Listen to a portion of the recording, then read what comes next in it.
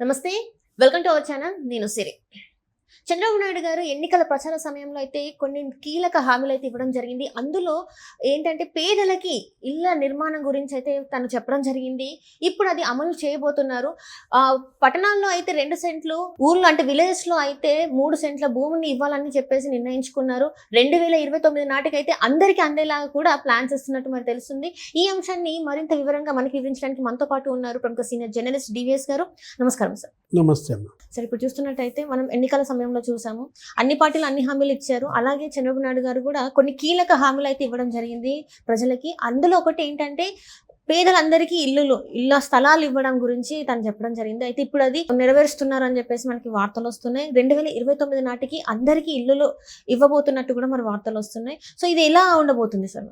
నిన్న హౌసింగ్ సమీక్షలో సీఎం చంద్రబాబు ఏ విధంగా అయితే గతంలో జగన్మోహన్ రెడ్డి ప్రభుత్వం హౌసింగ్ని కరప్షన్, అవినీతిమయం చేసిందో దాని గురించి ప్రస్తావిస్తూ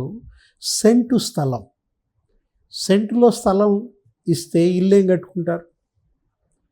సెంటు స్థలం ఇస్తా అని చెప్పి జగన్మోహన్ రెడ్డి ఆయనకేమో 100 కోట్ల విలువైన భవనాల్లో అతను ఉంటాడు. పేదవాడికేమో 2 సెంట్లు 3 సెంట్లు స్థలం ఇవ్వడానికి ఆయనకి చేతులు రాల.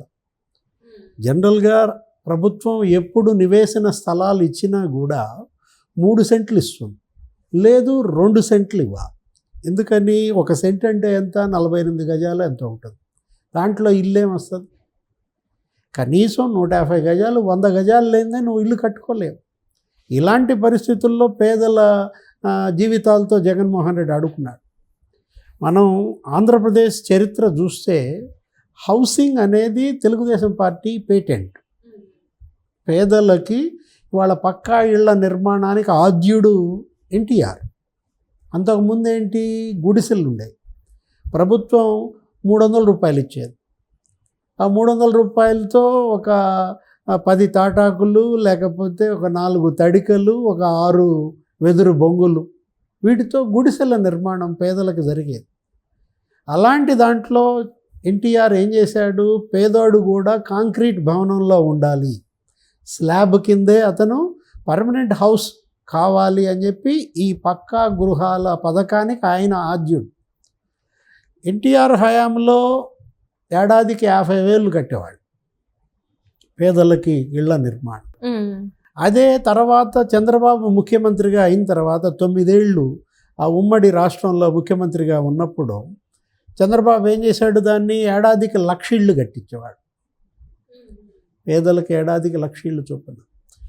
ఇప్పుడు కాంగ్రెస్ పార్టీ కావచ్చు, వైఎస్ఆర్ కాంగ్రెస్ పార్టీ కావచ్చు, రాజశేఖర్ రెడ్డి కావచ్చు, ఇప్పుడు జగన్మోహన్ రెడ్డి కావచ్చు, పేదల ఇళ్ల నిర్మాణాన్ని వాళ్ళు ఏం చేశారు? అవినీతిమయం చేశారు.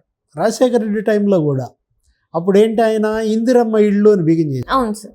ఇందిరమ్మ ఇళ్ళు అదో పెద్ద స్కామ్.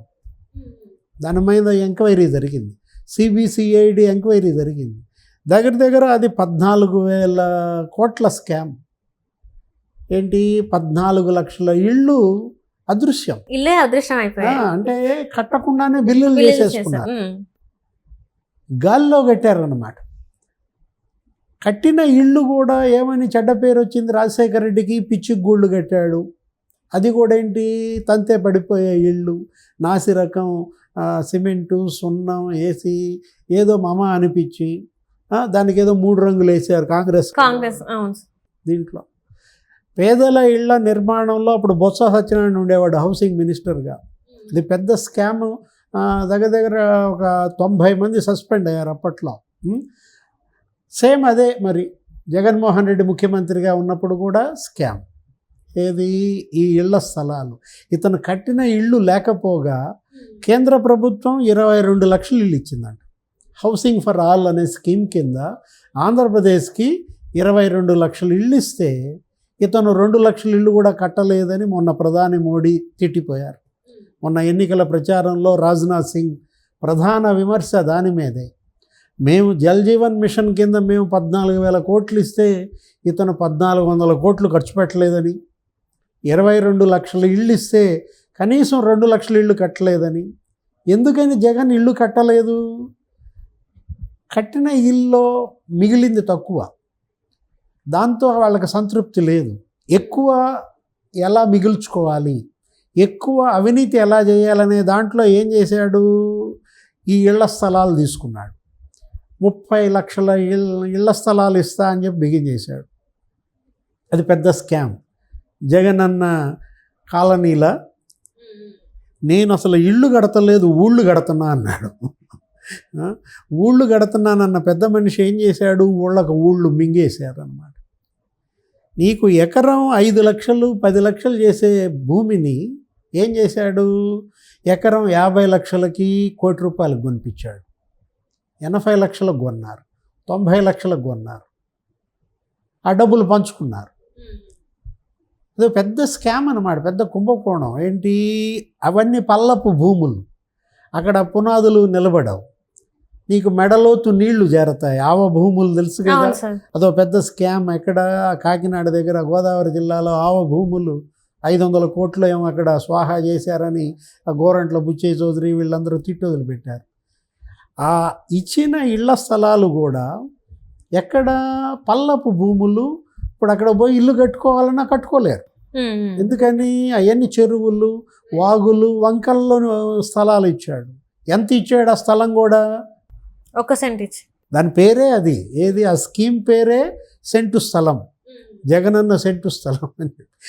ఇంకా ఇంకో పిచ్చి పని ఏం చేశాడు, అమరావతిని నాశనం చేయాలని అక్కడ అమరావతిలో ఆ మెయిన్ కోర్లో ఏం చేశాడు, పేదలకు ఇళ్ళు ఇస్తున్నాను, చంద్రబాబుకి ఇక్కడ ఇల్లు ఇవ్వటం ఇష్టం లేదు అని చెప్పి ఎక్కడెక్కడో దూరంగా ఉన్నటువంటి వాళ్ళందరికీ ఇక్కడ ఇల్లు ఇచ్చాడు. ఎక్కడ వాళ్ళు ఉండేది, విజయవాడ అవతల ఉన్నాళ్ళు వచ్చి అమరావతిలో ఏముంటారు, గుంటూరులో అవతల ఎక్కడో ఉన్నాళ్ళు పేరేచర్లాళ్ళు వచ్చి ఇక్కడ ఎవరుంటారు. ఎక్కడ ఉండే వాళ్ళకి అక్కడ స్థలాలు ఇస్తే ఆ కుటుంబానికి హ్యాపీ.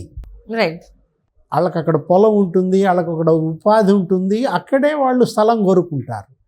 ఇతను ఏం చేశాడు, అమరావతి మీద కక్షతో ఆ విజయవాడ అవతలాలని గుంటూరు అవతలాలని అందరినీ ఇక్కడ తీసుకొచ్చి ఇక్కడ పెట్టి ఇక్కడ ఒక పెద్ద నియోజకవర్గం చేసి ఇక్కడేదో ఒక 50,000 ఓట్లు రాంచుకుని ఆ ఓట్లతో గెలవాలని చూశాడు. ఎంత కుట్రలు పన్నారో చూడండి. ఏంటి, ప్రతి స్కీములోనూ స్కామ్, ప్రతి స్కీము వెనక ఒక స్కెచ్, ఒక కుట్ర.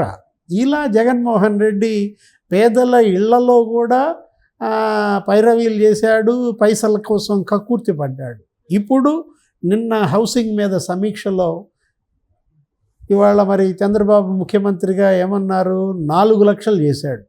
ఒక్కొక్క ఇంటికి కూడా ఆ డబ్బులు కూడా పెంచేసిన పరిస్థితి. తర్వాత పట్టణాల్లో అయితే 2 సెంటు, గ్రామాల్లో అయితే 3 సెంట్లు స్థలం ఇస్తా ఉన్నారు. హ్యాపీ అన్నమాట. ఇప్పుడు కేంద్రం 22 లక్షలు ఇల్లు ఇచ్చింది. జగన్మోహన్ రెడ్డి ఫెయిల్ అయ్యాడు.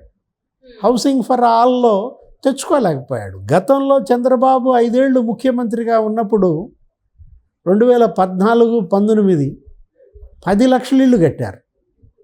అంటే సంవత్సరానికి ఎంత, 2 లక్షల ఇళ్ళు అన్నమాట. ఇప్పుడు ఏమంటున్నారు, 100 రోజుల్లోనే 1,25,000 ఇల్లు కడతానంటున్నాడు. సంవత్సరానికి 8 లక్షల ఇల్లు దాకా కడతానంటున్నాడు. అంటే ఏంటి, సంవత్సరానికి 8,25,000 ఇళ్ళు అంటే వీళ్ళ టార్గెట్ ఈ 5 ఏళ్లలో నీకు దగ్గర 42 లక్షల ఇళ్ళు కట్టాలని వీళ్ళు ప్లాన్ చేస్తున్నారు. 2029 కల్లా ప్రతి పేదకు సొంతిల్లు.